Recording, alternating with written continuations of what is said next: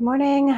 Sorry if you can hear my dishwasher in the background. I don't know. I said it earlier and decided that now was when it was going to run, and here we are. But anyways, hi. Good morning. Welcome to the vlog. We're gonna do a little day in the life vlog for today. It's about a little after 6:30. I've been up since a little bit before 5:30. Fed the animals, got them all situated. Have had one cup of coffee on cup of coffee number two, which I clearly need. And then today is just mostly like a work day, and I have some dynamic effort benching to do at some point today. And I don't know. I don't know what else I need to do. Quite honestly, I haven't gotten that far. So, yeah, we're gonna take you along for the ride. It's probably gonna be a lot of me just hanging out, working, doing client stuff. But maybe I can talk through some of how I organize things and stuff like that today. But anyways, going to continue to caffeinate myself so I don't sound like this. Make some breakfast, get ready, get going with the day. Here's your dopamine break of little plants in my garden. I'll put the name of the system on the screen. And then also, of course, our little walkie time with Lola. She's a big fan and we love being outside. All right, it's just about 10:30. I've mostly just been working all morning. Did some client feedback stuff, did some programming, did some admin, took a walk with Lola, checked on the garden, and then I'm honestly probably gonna get ready to train here soon. I usually train in the evenings right now during the week, just because it's nice to have spots and also like for socializing stuff because I just work by myself all day. But I kind of feel like doing it earlier today since I have therapy today. So getting it done before that is always good. Haven't decided if I'm gonna do bench or squat. I can kind of do either. I'm supposed to bench today, but I may squat. I don't know. We'll figure it out. But I'm just gonna finish up answering some emails, eat some food, pack my bag, and then I will see you at the gym. So we have not gone to the gym yet. It's a little after 2. I ADHD too close to the sun and got hyperfixated on a task, and then kind of didn't have enough time before my therapy appointment to go to the gym. So I just decided I'm gonna go after therapy. So we did that, and now I'm gonna go, and I'm actually gonna squat today because it's just easier for me to wrap my friend's knees and like help him with squats when I'm not squatting. So, and like my dynamic bench day is like super fast, so that'll be just easier for me. Yeah, so that's kind of the plan. Excuse the bird noises in the background. Lola is watching her duck YouTube. So she's an anxious girly. She's actually totally fine when I leave the house, but when I'm in the house, she just likes to be like near me all the time. And if I have calls and stuff like that, sometimes she just gets a little anxious and she just like wants something to do. She's not like a toy dog either. So she watches YouTube videos, and her favorite YouTube video is this video of ducks just by a stream. It's like ducks and ducklings, and it's just they're hanging out, and it's very, very cute and wholesome, but she loves her ducks, and so that is what is happening on my TV right now. It's either that or like this beach puppy video, or she has a Spotify playlist of like calming music because she likes music apparently. So here we are. Anyways, I'm gonna go and squat now, so I'll see you at the gym. I'll get into this in the next clips, but this day sucked. My psoas was really bothering me. You can see like how much it's bothering me here. I did like some pauses and some 1.5s, and it was just bad. Basically, I feel like I was a little overextended. My hips were a little bit wonky, and everything felt kind of trash. So I'm back from training. I'm gonna be very for real right now. That was one of the worst training days I've had in a very long time. A very long time. And not for the normal reasons. I didn't feel weak. I didn't feel anything like that. I'm having a very bad sensory day. And I'm having a very bad like body sensory day, meaning everything about having a body feels terrible. And the way I can describe it is like I'm annoyed at my skin and like having my skin on my body, and that is the best way that I can describe this. Oh, hi Lola. But like it's just one of those days. High bar gives me massive sensory ick basically. because I have a vertebrae fused to one side of my pelvis, which gives me horrifically bad scoliosis. I was just born that way, can't do anything about it. And as a consequence of that, my scaps are uneven. And they can be a little bit better and they can be a little bit worse, but they're never even, and they never will be unless I break them and reattach them to my body. So when I do high bar, I sort of set the bar right over that scapular ridge, and it makes my brain very aware of how uneven they are. So that combined with the general like sensory overwhelm of today made squats very, very, very miserable. And I've had a little psoas thing this past week. I overextended it in my sleep. Just hypermobility things. I literally don't know. I just literally woke up and it sucked. And I had a massage that day anyways, which helped a lot. And it really has not been bothersome on literally anything. I have not noticed it hardly at all, other than if I sit for a very long time. But it just did not like the 1 1/4, like specifically that rebounding out of the bottom basically. And so I switched from doing doubles to singles because I noticed that like the single felt pretty okay, but when I would do the second rep, it would feel like not great. So I was like, okay, I'll just do singles, that's fine. Did some singles, and then at that point it was just kind of like annoyed, like the pain wasn't increasing, but I could just feel that it was like, could you not do this? So I was like, sure, I will not do this. And so I just switched to doing some pause squats. Those were fine. It just like was a not good day, like a not good body day. And that happens. And then my sensory stuff was just so bad I couldn't really do anything else in the gym. I did like one accessory and then I had to leave because that's what happens when I get like really bad sensory overwhelm. And so now I came home, took a walk, ate some dinner. I've got a little THC gardening cocktail over here that I'm gonna sip on. I finished work for the day, so it's just kind of like chill downtime. And it's very ironic that I had this kind of day today when I just made a post on Instagram like 2 days ago about neurodivergent burnout and training and like how to modify that sort of stuff. Most of which I have already done because while I'm not currently in active burnout, I'm definitely in burnout recovery, and my burnout was pretty bad. And I have basically changed my entire life to recover and accommodate that. And while I've been feeling pretty good lately, like it's just gonna happen. I'm just gonna have a day where it happens, and that's what it is. And that day just happened to be today.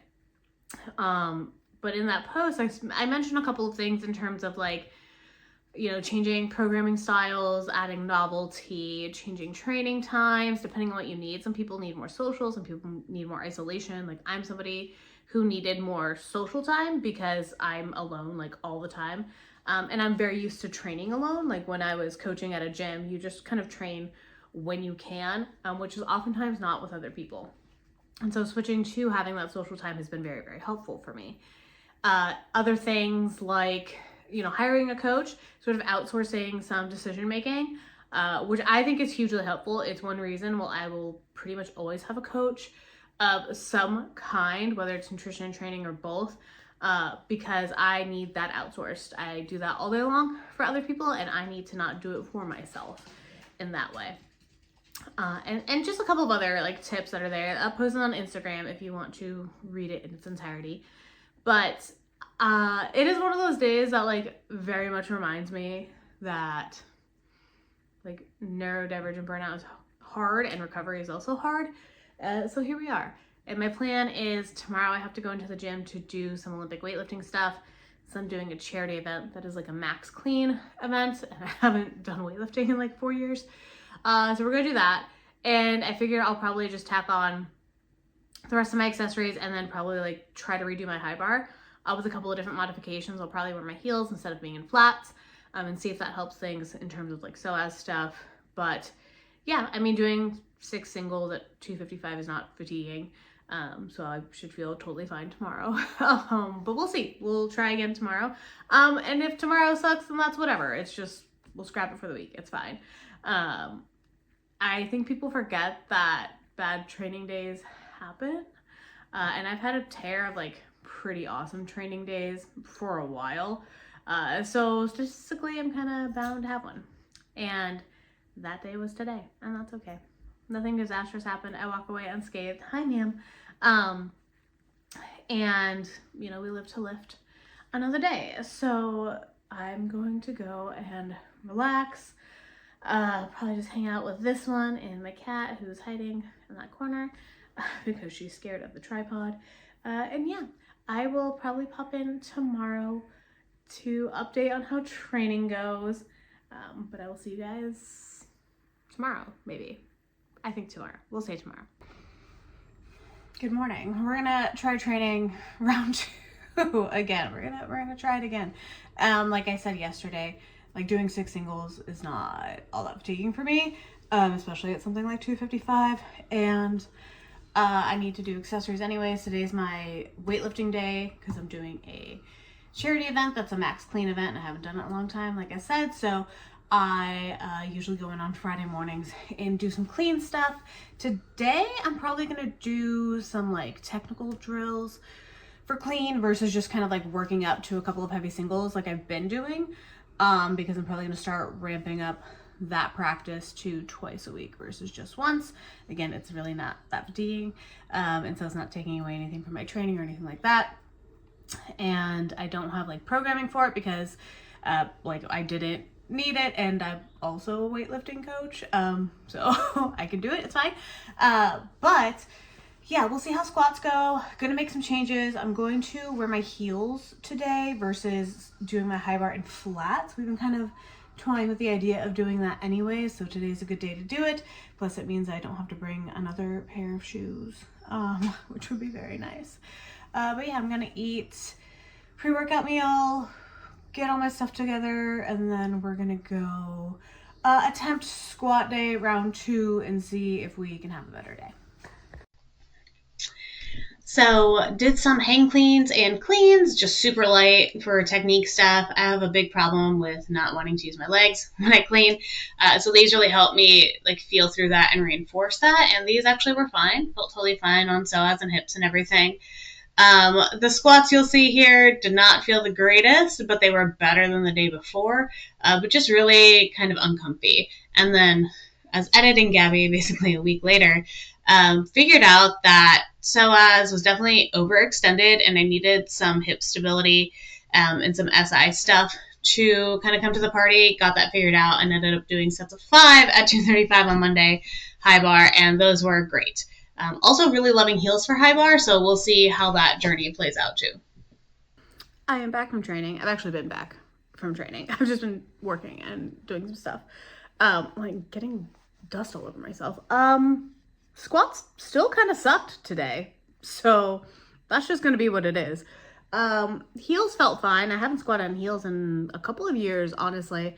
So they felt fine. It always feels a little bit like weird, but nothing wildly bad.